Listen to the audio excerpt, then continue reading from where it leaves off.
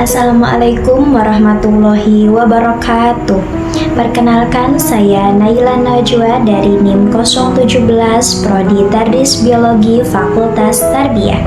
Jadi di sini saya akan menjelaskan mengenai soal pertanyaan yang telah diberikan oleh dosen pengampu, yaitu mengenai beberapa aliran dan pemikiran dalam teologi Islam. Pada soal yang pertama itu mengenai Qadariyah dan Jabariyah. Jadi di dalam soal itu dijelaskan bahwa aliran Qadariyah dan Jabariyah merupakan dua kutub pemikiran teologi Islam awal yang saling bertolak belakang dalam memandang hakikat perbuatan manusia atau af'al al-ibad, dan jelaskan perbedaan konsep kehendak kebebasan manusia atau free will menurut aliran Qadariyah dan juga konsep fatalisme menurut aliran Jabariyah, dan sebutkan pula tokoh-tokoh pelopor dari masing-masing aliran tersebut. Nah, untuk menjawab soal pertanyaan yang tadi, di dalam soal itu kan sedikit disinggung adanya terdapat perbedaan pandangan dalam memahami perbuatan atau perilaku manusia antara Qadariyah dan Jabariyah. Nah, yang pertama, untuk pandangan Qadariyah itu sendiri, jadi Qadariyah ini berpendapat bahwa manusia itu punya kebebasan dalam memilih dan melakukan perbuatannya sendiri. Jadi manusia itu kayak dapat menggunakan akal dan kemampuan yang telah diberikan oleh Tuhan itu tuh kayak untuk menentukan jalan kehidupannya sendiri. Nah, karena manusia itu tadi bebas memilih, maka ia juga bertanggung jawab penuh atas segala perbuatannya. Lalu salah satu tokoh pelopor Qadariyah yang terkenal itu adalah Ma'had al-Juhani, yang kemudian pemikirannya ini tuh terus dikembangkan oleh Ghailan al-Dimashqi. Nah, tadi kan sebelumnya itu menjelaskan mengenai Qadariyah dan sekarang itu Jabariyah. Jadi memang memiliki perbedaan atau pertentangan pendapat antara Qadariyah dan Jabariyah. Nah, jadi Jabariyah itu berpendapat bahwa segala perbuatan manusia itu sudah ditetapkan oleh Allah sejak awal. Nah, jadi artinya manusia ini tuh tidak benar-benar memiliki kebebasan penuh dalam hidupnya, karena semuanya itu kayak sudah menjadi ketetapan atau ketentuan Tuhan gitu. Manusia ini tuh kayak hanya menjalankan segala perbuatan atau perilakunya itu karena memang sudah ditentukan oleh Allah sejak awal atau disebut dengan takdir. Nah, adapun tokoh Jabariyah yang terkenal itu adalah Jahm bin Safwan. Nah, jadi inti antara pemikiran Qadariyah dan Jabariyah itu memang memiliki perbedaan atau pertentangan pendapat. Nah, jadi Qadariyah ini sendiri itu lebih menekankan kebebasan pada manusia. Jadi manusia ini tuh tidak dituntut, dia tuh benar-benar memiliki kebebasan penuh dalam menentukan kehidupannya dan juga sangat bertanggung jawab terhadap perbuatannya sendiri gitu. Sedangkan Jabariyah ini tuh lebih menekankan bahwa manusia itu kayak tidak benar-benar memiliki kebebasan penuh karena segala perbuatan yang dilakukannya itu sudah menjadi ketetapan awal Tuhan untuk menentukan segala perbuatannya sendiri gitu. Jadi segala perbuatannya ini tuh sudah ditentukan oleh Tuhan sejak awal gitu, atau disebut dengan takdir.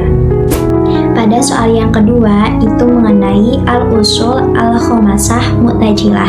Jadi soalnya itu mengenai aliran Mu'tazilah ini kan dikenal sebagai aliran teologi yang bercorak rasionalis karena dapat memberikan porsi yang besar pada penggunaan akal. Nah, di sini disuruh untuk menyebutkan dan jelaskan secara singkat 5 prinsip dasar al-usul al-khomasah yang menjadi pilar teologi aliran Mu'tazilah tersebut. Jadi jawabannya itu tadi kan menjelaskan Mu'tazilah ya. Jadi untuk Mu'tazilah itu sendiri memang memiliki 5 prinsip dasar utama yang menjadi ajaran mereka gitu. Nah, tadi kan terdapat 5 ya. Nah, jadi yang pertama itu adalah al-tauhid, yaitu berupa keyakinan bahwa Allah itu Maha Esa atau satu dan tidak ada yang menyerupainya atau berbeda dengan makhluknya, seperti itu.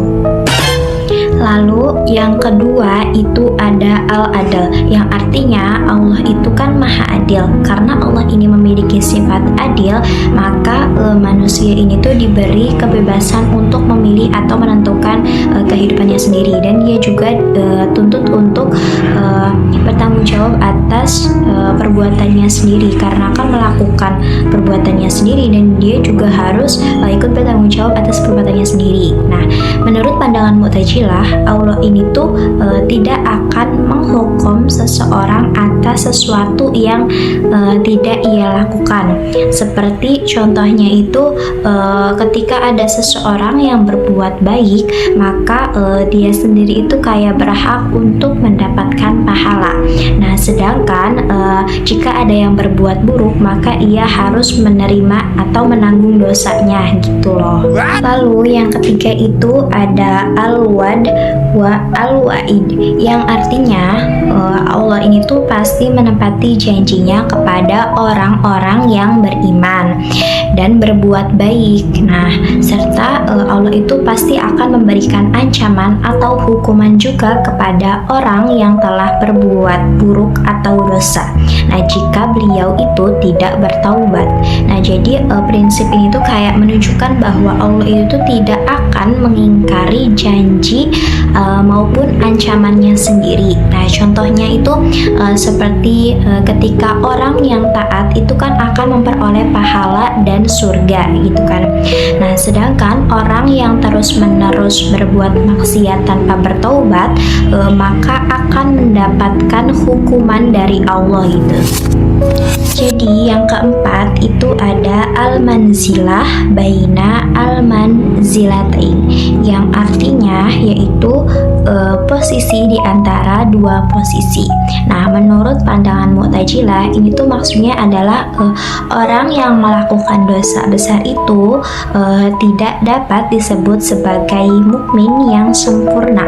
Nah, tetapi ia juga tidak langsung dianggap atau dikatakan sebagai kafir. Jadi mereka ini tuh kayak berada pada posisi tengah-tengah gitu, posisi di antara keduanya, sampai akhirnya mereka itu dapat bertaubat dan kembali kepada jalan yang benar, seperti itu. Nah, jadi cara gampangnya itu salah satu contohnya itu jika ada seseorang yang masih beriman, nah tetapi dia tuh kayak masih melakukan dosa besar, nah dia tuh tetap dianggap sebagai muslim kan. Nah, namun status keimanannya itu tuh kayak tidak sempurna menurut pandangan Mu'tazilah gitu.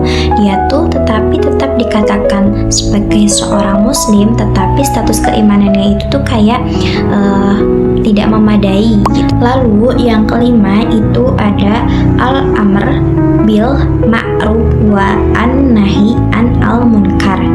Nah, yaitu merupakan cara untuk mengajak kepada kebaikan dan juga untuk mencegah kemungkaran. Nah, jadi setiap muslim itu selalu dianjurkan untuk berusaha menegakkan kebaikan, terutama dalam kehidupan bermasyarakat gitu kan.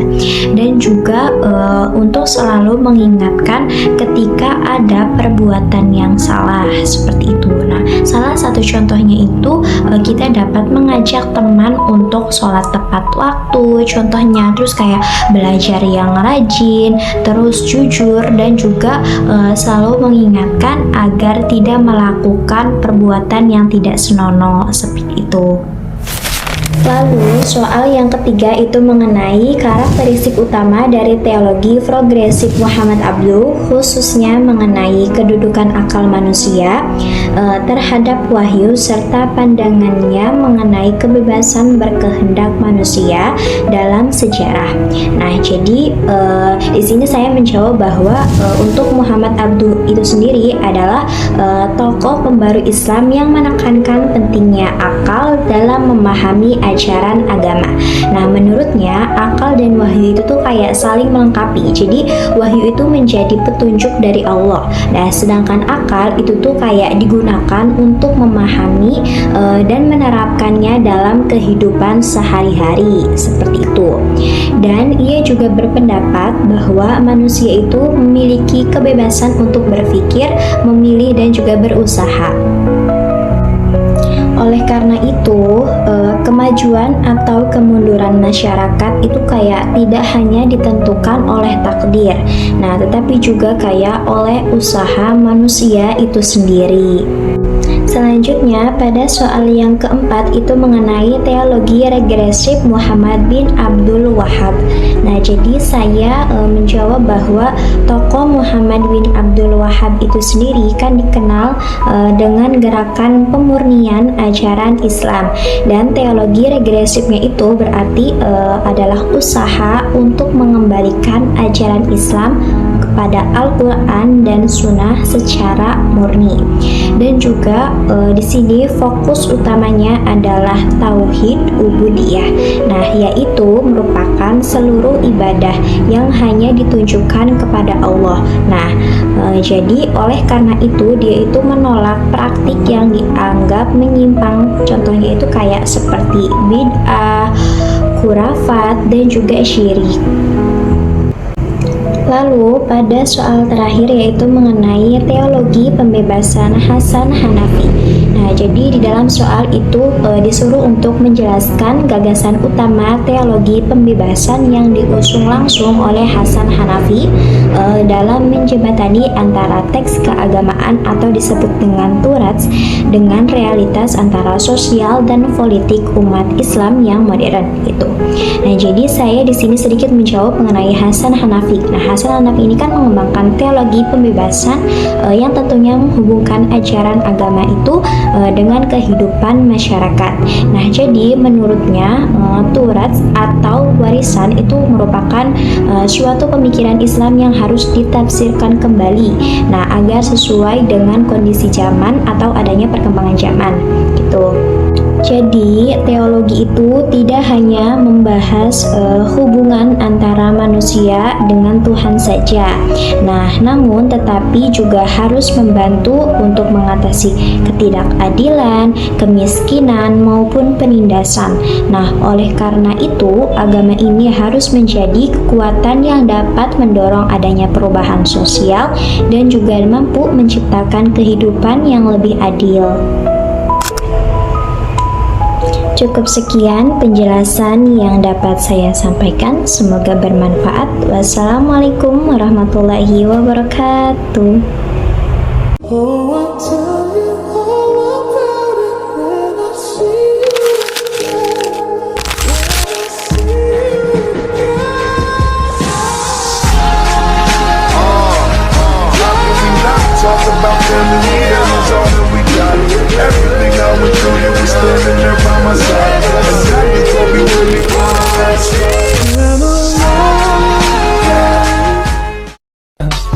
I just had to let you know you're